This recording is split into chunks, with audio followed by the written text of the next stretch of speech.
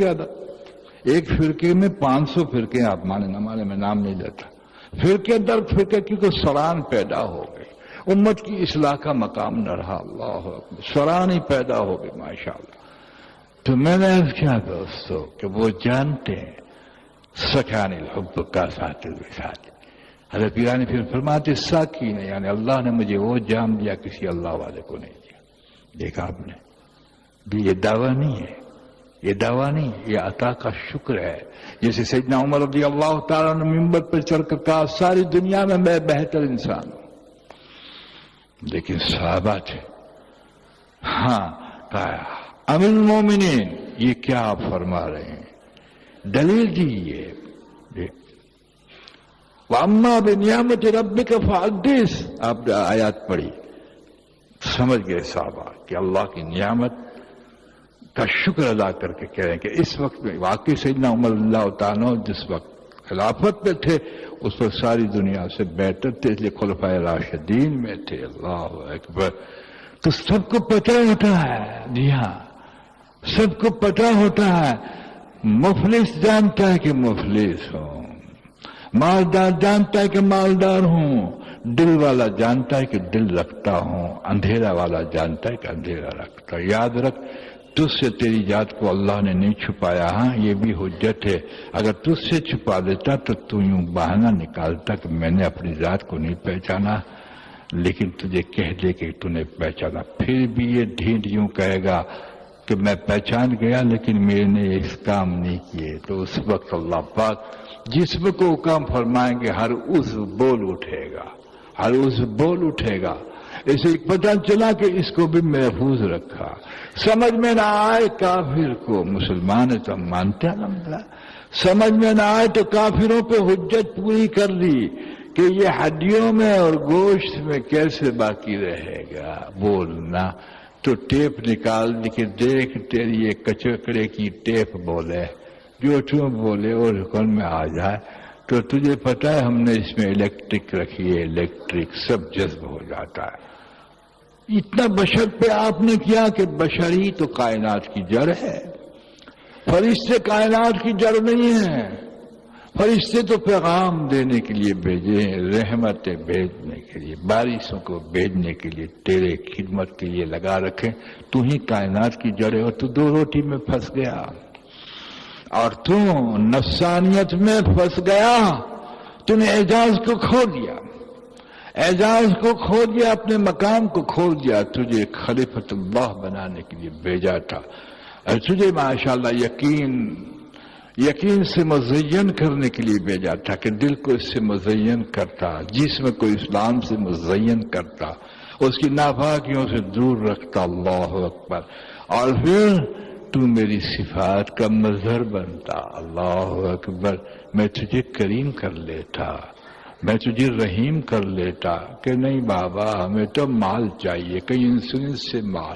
زندگیوں کا بیمہ اتارو، کہ نہیں بھائی عزازل ملک الموت سے بھی ایک آدھ سرٹیفکیٹ لے لے یار، محنت کر کے وظائف کر کے، تاکہ بچے پیچھے سے حرام کا کھائیں، ہم بھی دوزخ میں جائیں وہ بھی دوزخ میں، کہ حضور حرام فرماتے ہیں کہ مولوی صاحب یہ دور ایسا ہے، نہیں یقین کمزور ہے دوست، یقین کمزور ہے، تجھے حضور کی باتوں پہ ایمان نہیں رکھا، اللہ کے وعدوں پہ ایمان نہ رہا، جب یقین کمزور ہوں گے تو خدا سرک جائیں گے، یاد رکھنا، مخلوق جم جائے گی، پھر تو کبھی کبھی سجدہ کر لے گا، دل ہمیشہ مخلوق کو سجدہ کرے گا، اسی کی خصامت کرے گا، اسی میں سے کام نکالنے کی کوشش کرے گا، غریب کو جھڑکے گا، سیٹھ کو سلام کرے گا، فقیر کو جھڑکے گا، انسپیکٹر صاحب آئے گا کھڑا ہو جائے گا، ایسا ڈرے گا کہ جیسے کوئی ملک الموت آئے، اثر لے گا، برا بنے گا تو ہر اثر تیرے پر وہ آئے گا جو دنیا میں ذلت دے گا، عزت اللہ لے لیں گے، آخر تو ڈیڑھ ہو کر اپنی زندگی کو گزار کے چلا آئے گا۔ اس لیے عبرت حاصل کر، یاد رکھ اس بات کو، کوئی حلال کام کرنے کی ممانعت نہیں، لیکن تو نے کبھی نہیں دیکھا ہوگا کہ جو میل مالک ہے اور جو لیٹر آف کریڈٹ کے ذریعے سے لاکھوں روپیہ بینک سے لیتا ہے، وہ انتقال کر گیا، اس کو رحمت اللہ علیہ کسی نے کہا، اور کوئی ماشاءاللہ آکسفورڈ یونیورسٹی سے گریجویٹ بن گیا ہو تو اس کو کسی نے رحمت اللہ علیہ کہا ہو، یا کوئی پہلوان 10-12 من گوشت رکھتا ہے اس کو کسی نے رحمت اللہ علیہ، کسی سبب والے کو رحمت اللہ علیہ نے کہا. تو پوچھ کس کو رحمت اللہ علیہ کہا، کس کو رضی اللہ تعالیٰ عنہ کا، یہ لقب کس کو ملے؟ تو پوچھ تو صحیح. سر والوں کو ملے، نائٹ ہوڈ والوں کو ملے، خان بہادروں کو ملے، کس کو ملے؟ ذرا سوچنا. عبرت نہیں حاصل کرتا، ہر لفظ میں عبرت، ہر مشاہدے میں عبرت، ہر سماعت میں عبرت، سب میں عبرت، بشرط کہ تو عبرت حاصل کر کے بننا شروع کر دے. مشکل تو نے بات بنا رکھی ہے، اللہ نے تو سہل بنا رکھا، مشکل تو نے بنا رکھی. اگر تیرے پاس اللہ والا آ جائے تو تیری زندگی اس کے لیے مشکل ہو جائے کہ تو 8 گھنٹے تک سیلس مین ہو کے کھڑا ہے. جی ہاں، اور یہ 8 گھنٹے تک نمازوں میں رات بھر کھڑے رہتے ہیں، ان کو کوئی تکلیف نہیں. وہ روحانیت تو دل کے اعتبار، تو نفسانی کے اعتبار سے کرتا ہے. یا بیلے بھرنے میں تو دھوپ کے اندر 3 گھنٹے کھڑا ہے، سینما کی ٹکٹ خریدنے میں 2 گھنٹے کھڑا ہے، کیونکہ نفسانیت تجھ سے کام لے رہی ہے، ان سے روحانیت کام لے رہی ہے. گھنٹوں مسلح پہ کھڑ کے رو رہے ہیں اللہ اکبر. تمہیں قوت کہ ہمیں قوت قلب اور روح سے، اور تمہیں قوت نفس سے. اللہ اکبر کبیر. اس لیے جلدی کیجئے، تقریریں سننے کا کوئی رواج نہ رکھیے. تقریروں کے لیے نہیں ہوتی، اپنی ذات پہ تکرار کرنے کے لیے ہوتی، تاکہ زندگی میں انقلاب پیدا ہو جائے، انقلاب پیدا ہو جائے.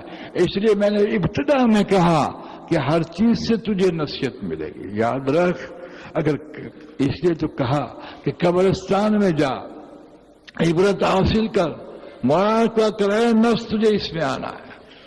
گیا کبھی؟ کون جائے؟ توبہ، خدا کی پناہ، ایسا کون چالاک آدمی ہے؟ قبر کے تجھے اس میں جانا ہے. دیکھ تجھے کیڑے مکوڑے کھا جائیں گے، تھوڑی دیر ہوگی تو دل کانپے گا، کانپا نہیں اور منزل کچھ بنی. یاد رکھنا، دل نے اثر نہیں لیا اور بات سدھرنا شروع ہو گئی. جی ہاں، جنازہ اٹھا تو سمجھنا تجھے بھی اس طرح سے جانا ہے. ہاسپٹلوں میں اگر ہو سکے تو جا، دیکھ کیسے پڑے ہوئے، کل تیرا بھی پیر اللہ توڑ دیں گے تو کیا کرے گا. عبرتیں سننے سے، جو ایسے حادثات سنے، جی ہاں، کہ زکریا ایکسپریس ٹکر مار گئی تو کیا نتیجہ ہوا؟ کیا نتیجہ ہے؟ لوگوں نے ان کے مرے ہوئے لاشوں کو بھی لوٹنا شروع کر دیا. سنا نہیں؟ ہاں، یہ بھی نفس ہے. یعنی لوگوں نے جو قرب و جوار میں رہتے تھے لاشوں کو لوٹنا شروع کر دیا. مسلمان نے جب مقصد پیسہ ہوتا ہے تو یاد رکھیے، رحم کی جگہ ظلم کیا جاتا ہے. جب خواہشات بڑھتی ہے تو بیت اللہ کو پوچھئے کہ میرے اندر بھی زنا ہوا ہے، بیت اللہ میں زنا ہوا ہے جس کو ابا نے پتھر بنا لیا. آپ کسی علماء سے پوچھتے، نہ بیت اللہ کو دیکھے گا نہ مسجد کو دیکھے گا. جی ہاں، جب نفس جو عروج پہ آیا جائے گا، خدا اور رب العزت اور اس کے کسی بھی شاعر اور اس کے مقامات کا کوئی لحاظ ہی نہیں رکھا گا. اس لیے دیکھ، تیری جس کے ساتھ دشمنی ہے وہ صف میں بیٹھا ہے تو آنکھیں نکالتا ہے اور پھر مسجد میں ہی غیبت کرتا ہے، جو زنا سے بھی بدتر ہے. ہوتا ہے نا، پہچانتا نہیں عثمان تو اپنے آپ. اسے اپنی ذات کی طرف تو گیا ہی نہیں. جب اپنی ذات کی طرف نہیں جائے گا تو اللہ اپنی ذات کی طرف کبھی نہیں بلائے گا. لقب پہ نہ جا، میں حافظ ہوں، مفتی ہوں، عالم ہوں، کسی طرف سند کو پھاڑ دے.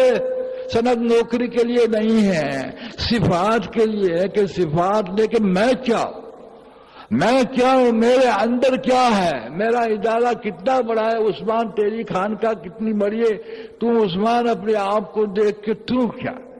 اگر تجھ پر اتنا کھل گیا کہ میں خراب ہوں تو یہ بھی ایک منزل ہے کہ دل سے توبہ نکلے گی. اللہ اچھا کر دے. اللہ جیسے تو کینسر سنتا ہے تو چیخیں نکلتی ہے کہ اللہ کینسر ہو گیا تو ٹھیک کر دے. دکھ ہو گیا تو دل سے دعا نکلتی ہے. جب یہ فطور تیرے اندر نظر آئیں گے تو دل سے دعا کرے گا، اللہ دوزخ کے پھر تو میں قابل ہوں، مجھے اس وقت تک نہ مارنا جب تک کہ میں اچھا نہ ہو جاؤں.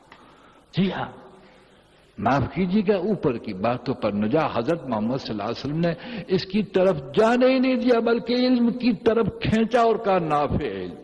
کہا ہے اللہ مجھے نافع علم عطا فرمائی، یوں نہیں فرمایا علم عطا فرمائی، نافع علم عمل پہ ڈال دیتا ہے، ورنہ علم اور نافع نہ ہو تو حجت ہے، جاہل سے بھی زیادہ سزا اس کو ملتی ہے۔ اللہ معاف فرمائے۔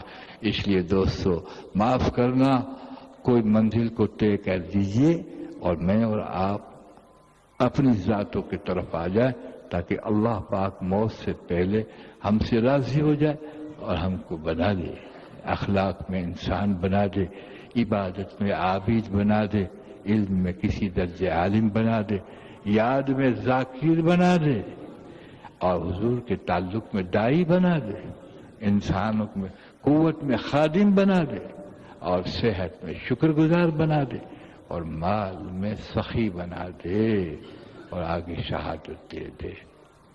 آمین کہو، اگر ڈرتے ہو تو آمین نہ کریو، چلے جائیے قبر میں۔ وآخر دعوانا الحمدللہ رب العالمین۔ درود شریف پڑھ لیجیے، وقت ہو چکا ہے، اذان ہو جائے پھر سنتیں پڑھ سکتے۔